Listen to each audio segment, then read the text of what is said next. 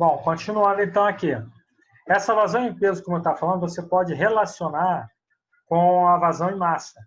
Seria pegar o QG, que é a vazão em peso, é igual a gravidade vezes a vazão mássica, que a gente tinha visto lá, que era M sobre T. Só isso. E a unidade, como eu estava falando, newtons por segundo. Uma outra forma de matemática, aqui agora, para calcular a vazão volumétrica, esse slide eu acho que está na posição errada. Vamos lá. Vamos continuar aqui. Uma outra forma aí agora nós vamos determinar a vazão volumétrica, que ela vai depender do volume. Então nós vamos ter aqui um escoamento num duto, onde a velocidade vai passar e em dois pontos distintos, separados por uma distância d, eu vou calcular nessa distância o meu volume, que seria chamado volume do cilindro. O volume do cilindro é o produto da área vezes a altura, que no caso está representado por essa letra D aqui. Então, a minha vazão volumétrica, analisando aqui, ó, volume é distância vezes a altura, né, no caso, vezes a área. Eu vou substituir isso na equação, porque eu vou ter volume sobre tempo. Se a minha análise, vamos lá. A minha vazão mássica era massa sobre tempo. A minha vazão em peso é o peso sobre o tempo. A minha vazão em volume é o volume sobre o tempo. Então, eu estou substituindo aqui, ó, só que o meu volume ele é dado pelo produto da área vezes a altura. Então, área vezes altura, volume. Substitui aqui, ó. Então, minha vazão em volume é a altura do fluido que ele vai, ou a distância, se estiver na horizontal, vezes a área sobre o tempo. E aqui, a unidade é, ó, distância, metro, área, metro quadrado. Então, de volume é metro cúbico por segundo. Então, você pode identificar o tipo de vazão também através da unidade. Se tiver quilogramas por segundo, você sabe que aquela vazão que ele está te dando é a vazão mássica. Se ele te der metro cúbico por segundo, a vazão é em volume. E se ele te der em newton por segundo, é a vazão em peso. Então, vamos lá. A partir dos conceitos físicos básicos de cinemática aplicados na física, sabe-se que a relação entre distância e tempo é a velocidade do escoamento. Então, também eu posso transformar minha vazão volumétrica sendo a área vezes a velocidade. É só você perceber, ó, voltando aqui, ó, distância sobre tempo é a nossa velocidade. Então, substituindo a minha vazão volumétrica, V vezes A. Mas nada impede de usar a outra também. Aí só vai saber se vai usar uma fórmula ou outra, dependendo dos dados que o problema te der. Se ele te der velocidade e área, tu usa essa. Se ele te der área, distância, e, no caso, a altura e o tempo, tu vai usar a outra. Ok? E como eu falei aqui, ó, QV é a vazão volumétrica, V é a velocidade e A é a área da tubulação. Algumas relações aqui importantes para vocês saberem de conversão, né? Porque é nessas horas de conversão que aí começa a pegar o bicho, né? Se muda de um para outro, o bicho pega. Ó, 1 metro cúbico equivale a 1.000 litros. Ou seja, se o problema te der lá 5.000 litros, tu já sabe que o volume é de 5 metros cúbicos. 1 hora tem 3.600 segundos, que é multiplicar 60 minutos vezes 60 segundos. 1 minuto de 60 segundos, né? Também essa daqui tá de brincadeira. Bom, vamos lá. E a área da seção circular é como vocês já tinham me falado antes, ó. Πd ao quadrado sobre 4, onde o π vai ser considerado 3,14, ou também pode ser o πr ao quadrado. Só que nesses problemas de tubulações de engenharia civil, é mais comum dar o diâmetro do que o raio. E existe também a relação entre diâmetro e raio. O diâmetro ele é 2 vezes o raio. Mas se você converter para poder calcular, você vai estar fazendo contas a mais. Enfim, mas aí vai do gosto de cada um. Vazão em massa e peso. Ó. E eu acho que eu falei isso aqui já. Ó. De modo análogo à definição da vazão volumétrica, é possível definir-se as vazões em massa e em peso de um fluido. Estas vazões possuem importância fundamental quando se deseja realizar medições em função da massa e do peso da substância. Ou seja, os três tipos de vazão eles estão interligados. E eu posso calcular uma em função da outra sem problema algum. Ó, vazão em massa, M sobre T. Aí, olha só, onde o M representa o fluido. E o fluido, vocês já sabem, visto na matéria passada, que a densidade é massa sobre volume. Tu pode substituir aqui no lugar da massa ρ vezes V e substituir aqui. Aí você vai ter, ó, massa é ρ vezes V. Você vai ter a minha vazão máxima sendo a densidade do fluido vezes o volume sobre o meu tempo. Aí, ó, portanto, para obter a vazão em massa, basta multiplicar a vazão em volume pela massa específica do fluido ou densidade do fluido, o que também pode ser expresso em função da velocidade de escoamento da seguinte forma. Eu também vou ter uma relação aqui do minha vazão com a velocidade, meu volume com a velocidade. Ó, lembrando que eu vou aqui, ó, como a gente tem aqui, ó, voltando. V sobre T é a vazão em volume. Então, aqui seria Qm igual a ρ vezes QV. Só que QV, a gente viu lá, ó, era a velocidade vezes a área. Aí vai ficar minha vazão máxima calculado pela ρ vezes V vezes A, que foi aquela primeira parte que a gente viu da equação da continuidade. Como o nosso fluido ele não vai mudar as propriedades dele, no escoamento, o ρ é constante. A gente cortou e ficamos V vezes A. E as unidades que a gente tem que usar, ó, em vazão em massa, ó, como eu falei, quilogramas por segundo ou então quilogramas por hora. Sendo que essa quilogramas por hora aqui não é a do sistema internacional. É essa aqui que é a do sistema internacional. Bom, vamos agora fazer um balanço de energia para a gente poder chegar na equação de Bernoulli. Ó, nós temos para um fluido permanente e um fluido incompressível. Esta equação vai fazer um balanço de energia por unidade de peso entre dois pontos de um escoamento e numa mesma linha de corrente. A energia total desse ponto de escoamento ela corresponde, ó, à energia dada em função da pressão, que é pressão vezes a massa sobre a densidade, a energia cinética da partícula, que é m vezes v ao quadrado sobre 2, e a energia potencial, que é mg vezes z. Esse z aqui significa que é a altura. E você já conhece essa energia como mgh. Tá? Mas para a equação de Bernoulli, a gente chama ela de z. Só para ver que é aquele eixo vertical. Então, ó, vamos começar a brincar com essa daí. Ó. Se você pegar energia por peso, vamos dividir toda essa equação pelo peso. Então, vai ficar energia total sobre peso, P vezes M sobre ρ vezes M vezes G, que é o peso, M vezes V ao quadrado sobre 2mg, que é o peso, mais mgz, que é a altura, sobre mg.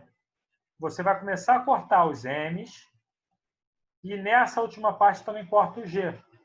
Então, nós vemos que a energia total dividida pelo peso, ela vai ser um P sobre a densidade, aqui esse Y aqui que caiu, seria a densidade maiúscula. É P sobre densidade mais velocidade ao quadrado sobre 2g mais altura z, onde o primeiro termo é a carga de pressão, depende da pressão, só pode ser a carga de pressão. O segundo termo depende da velocidade, é a energia cinética, é a carga de cinética, né? E o último termo aqui, que só depende da altura, é a carga de potencial. Então, a soma dessas três, nós temos a energia total.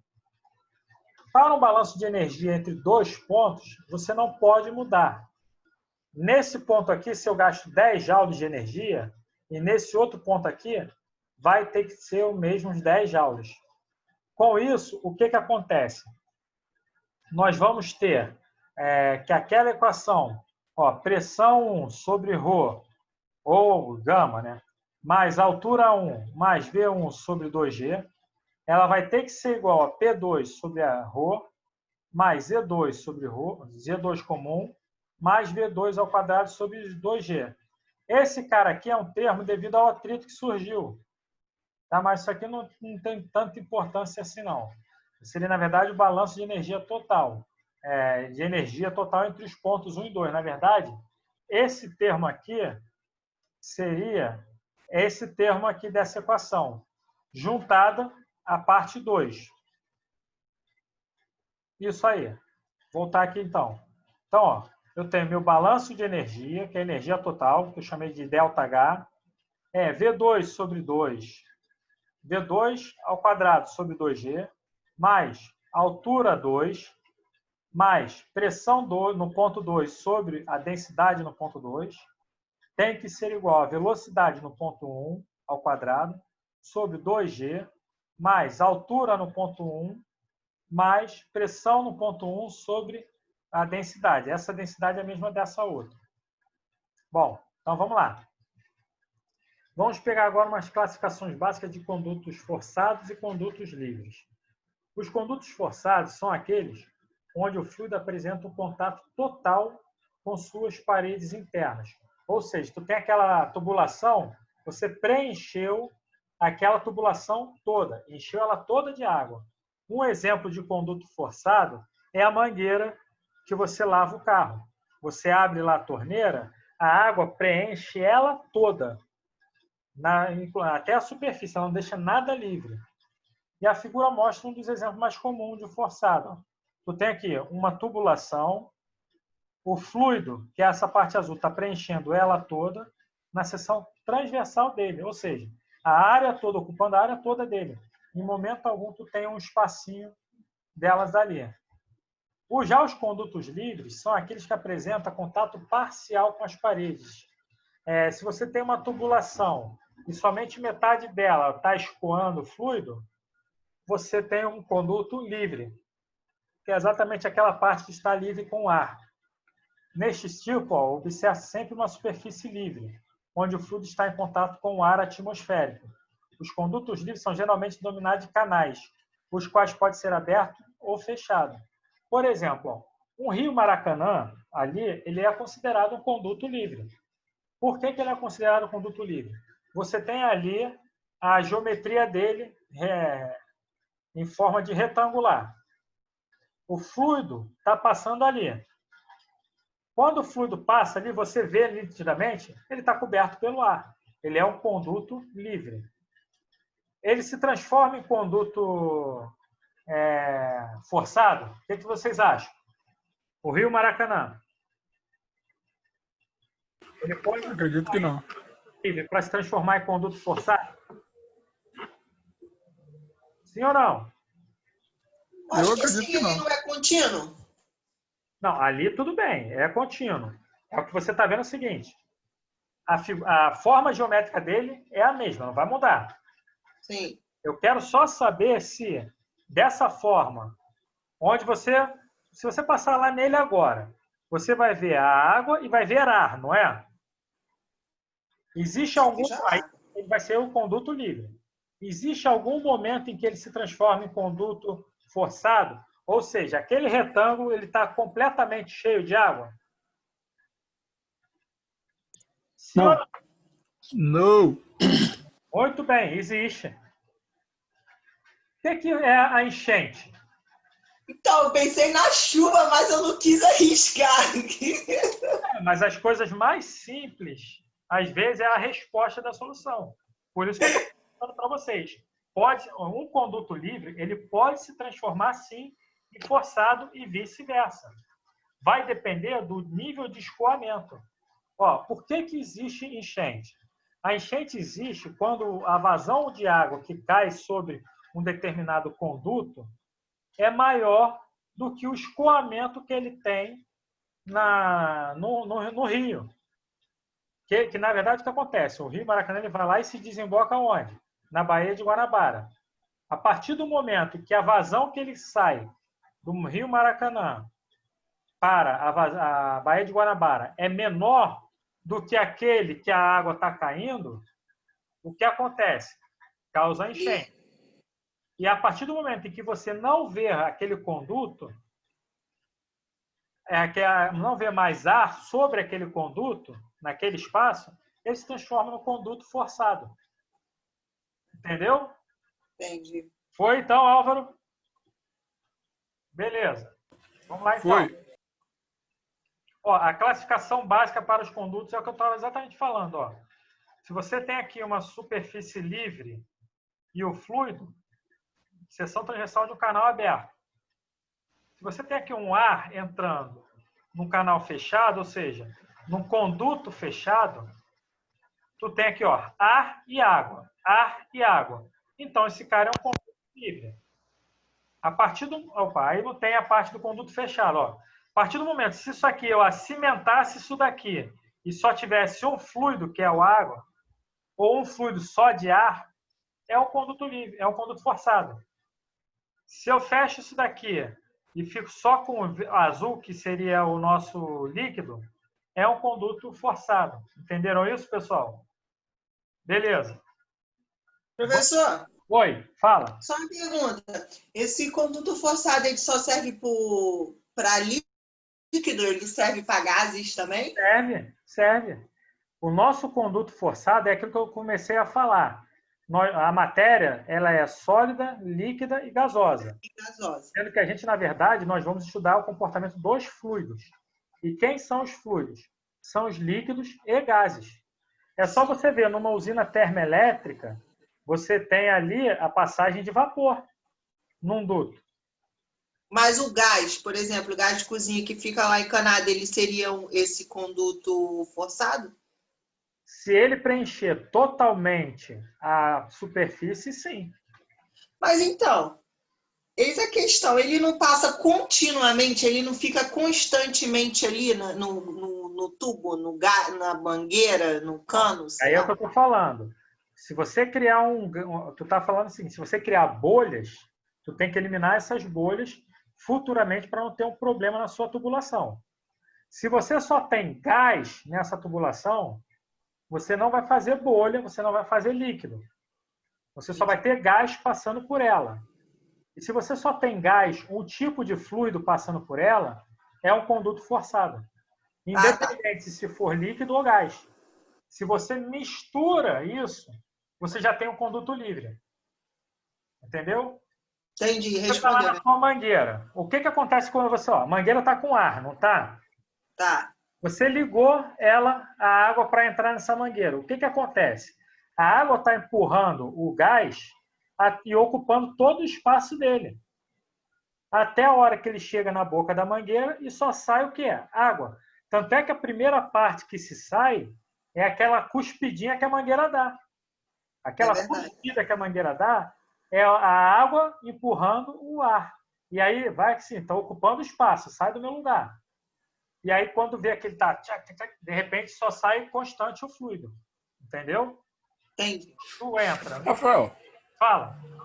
mas no caso, você citou o exemplo do Rio Maracanã. Uhum. Mas no caso do Rio Maracanã, ele não seria um Eu conduto estou livre? imaginando ele como um retângulo. Caso ele pudesse ser fechado na parte de cima. Entendeu? Eu estou considerando ele um retângulo. É claro que se eu for considerar qualquer rio aqui no Brasil, ele vai ser um conduto livre. Independente se ele está vazio ou se ele está cheio. Pensa no Rio Maracanã apenas naquelas divisões, ó, exatamente ali do Maracanã até ali na Cefete. Ele não tem uma parte que é fechada? Ele se torna uma galeria ali. Exatamente. Essa galeria é retangular. É como se fosse isso, entendeu? Até então, você for ver só naquela galeria, naquele espaço do Rio Maracanã, hoje, agora, se você for lá ver, tem o rio e ar. E em dia de enchente, só naquela galeria ela vai estar totalmente cheia. Entendeu? Foi, pessoal? Foi. Mais alguma pergunta? Então, vamos embora. Ó, Lei de Newton da viscosidade. Aqui vai começar a ter um probleminha para vocês. Por quê? Newton ele percebeu que quando você tinha duas placas e passasse um fluido por ele, o que acontece? Ele tinha perfis de velocidade, que essas placas estão em movimento, é claro, ele tinha perfis de velocidades diferentes. Ó, essa placa aqui fixa e essa outra aqui sendo puxada, por exemplo, e um fluido entre eles, nessa parte aqui tangencial a essa outra placa, ela se deslizava pelo fluido por uma velocidade constante. E aqui ela permanecia zero. E essa velocidade constante é graças à viscosidade do fluido. O que Newton percebeu? Ó, ele percebeu que as partículas fluidas em contato com uma superfície sólida têm a velocidade da superfície que encontra em contato. Ou seja, se eu puxo essa superfície aqui com uma velocidade de 10 metros por segundo, o meu fluido aqui ele vai estar se deslocando nessa área com 10 metros por segundo. Entendeu? É como se você pudesse pegar o seguinte, na praia. Você vai na praia e vai pegar, sendo surfista. Se a sua prancha desliza sobre a água com uma velocidade de 10, aquela parte dali, de 10 ali entre a sua prancha e o fluido, também tem uma velocidade de 10. Abaixo dela, por exemplo, lá na superfície, você não vai sentir o contato. Tu não está indo com velocidade. É claro que no mar, a gente sabe que vai ter, devido às correntes marinhas e outras coisas. O mar está sempre em movimento. Mas se você pegar um copo d'água, colocar uma bacia com água, a água vai ficar parada. Você coloca um pedaço de isopor por cima e puxa esse isopor, você vai ver que a velocidade no contato entre o isopor e o fluido é a mesma que a velocidade que você puxou o barquinho. Isso foi o que Newton viu. Aí você falou, pô, mas isso aí está tranquilo. Só que ele não quis ficar apenas só na parte teórica. O que ele fez? Ele criou a lei dele da viscosidade. Ele observou que após o intervalo de tempo elementar, dt, a velocidade da placa superior era constante. Isso implica que a resultante na mesma é zero. Portanto, isso significa que o fluido, em contato com uma placa superior, origina uma força de mesma direção, mesma intensidade, porém em sentido contrário à força responsável do movimento. Ou seja, lei da ação e reação. Vinha uma parte para cá e o fluido exercendo uma parte contrária. Só que são iguais. Mesma direção, mesmo sentido e iguais. Esta força é denominada de força de resistência viscosa, um Fm. E é essa força de resistência viscosa que ele calculou para poder zerar e o fluido ficar meio que estável. Como ele calculou? Ele foi lá, ele determinou que a força é a tensão que você aplica na superfície vezes do fluido, né? Vezes a superfície de contato. Então, força sobre área, que ele chamou de área, passa a área para esse lado aqui, ele vai ter um infinitésimo de uma força para um infinitésimo de área é igual à nossa tensão. E onde essa T é a tensão de cisalhamento determinada pela lei da viscosidade de Newton. Isso aqui é basicamente, tensão é a taxa de variação da força em função da área. Se você tem uma força aqui, que ela é uma função dependente da área, aí, meus camaradas, vocês vão ter que integrar para resolver. Falei que ela é fácil. Morri, professor, antes de o senhor terminar de falar. Olha o desespero já do ser humano. Falou na integral, já deu desespero no coração. Mas, a função, ela não vai ser nenhuma função assim absurda caso tenha. Ela não vai pegar um E elevado a x vezes cosseno de θ. Não vai ter isso. Entendeu? Vai ser a função básica de primeiro, segundo ou terceiro grau. E depois você substitui no ponto, entendeu? Os limites de integração. Isso aqui é bem simples, ó. É um DF, DA. Tu passa o DA para esse lado aqui, integra. Qual é a integral de DF? Não é só F? Qual é a integral de DA? É só A. Aí entra nisso. Tensão é força sobre área. Agora, se você quiser calcular de uma função, na verdade, tu não vai integrar, não. Tu vai derivar. Desculpa. Integrar seria se eu quisesse achar a força ou a área. Se eu quiser achar a tensão, eu só vou derivar a função. Aí é mais fácil, né? Ou já começaram o desespero? Sem desespero, sem desespero. Calma. Isso aí é mole pra gente. Relaxa. Tá? Ó, respirem fundo, tá? Que quando eu chegar nessa parte aqui, cobrar essa parte aqui em forma de exercício, eu não vou cobrar nada absurdo, tá? Isso daqui a gente vai ver mais para frente, provavelmente na próxima aula, com mais detalhe, que eu também vou falar do número de Reynolds. E aí o número de Reynolds também fala um pouquinho mais dessa tensão de cisalhamento, tá? Depois, essa tensão, ó, ela é diretamente proporcional ao gradiente de velocidade. Então, ou seja, a minha tensão é proporcional à variação da velocidade em função do meu comprimento y. É só você ver aqui, ó, nessa parte aqui de gradiente de velocidade. O fluido está andando para a direita, mas ó, ela vai perdendo como se fosse linhas subindo e descendo aqui, ó, na direção y. Então, por isso ela fica dV, dy. Mas como a gente não sabe fazer conta com proporcional, a gente vai tirar esse proporcional e vamos acrescentar a constante de proporcionalidade da lei de Newton. Ela é nada mais, nada menos do que a viscosidade, o μ. Então, eu vou ter, ó, dF, dA é igual a μ dV, dy. O dV, dy é a tensão que a gente acabou de ver. Opa, foi. dV, dy é a tensão que a gente acabou de ver. E essa equação aqui é igualar aquela tensão que é dF, dA com a tensão que é μ dV, dy. Então, eu posso substituir esse dF, dA ó, pela tensão. Tensão de cisalhamento é μ vezes dV, dy. Você tem duas formas para tensão de cisalhamento. Uma que depende de força e área, e a outra que depende do gradiente de velocidade. Se é gradiente, você vai derivar a função velocidade em função daquele eixo, ok? Entenderam isso? Bom, beleza. E aqui, ó, a unidade de nossa viscosidade. Ó. A unidade de viscosidade, a absoluta dinâmica, ela é dada em Newton vezes metro a menos 2, ou seja, estaria dividindo por metro quadrado, vezes segundo. Então, é Newton por metro quadrado vezes segundo. Ou no sistema MKFS, quilograma-força por metro segundo, quilograma-força vezes segundo por metro quadrado. Ok?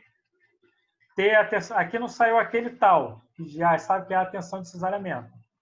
Bom, pessoal, com isso, acabou a aula de hoje.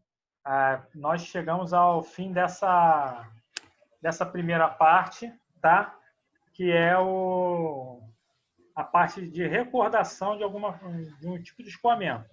Como eu falei para vocês, eu vou bem devagar com vocês, tá? A ponto de que eu quero que vocês tirem dúvida. E vai ter um pouco essa interação. Eu vou perguntar para vocês uma coisa ou outra, e aí vocês vão me respondendo. Eu vou esperar aqui agora o vídeo, ele salvar todo, tá? Deixa eu parar de gravar. Não sei porque eu estou falando isso gravando.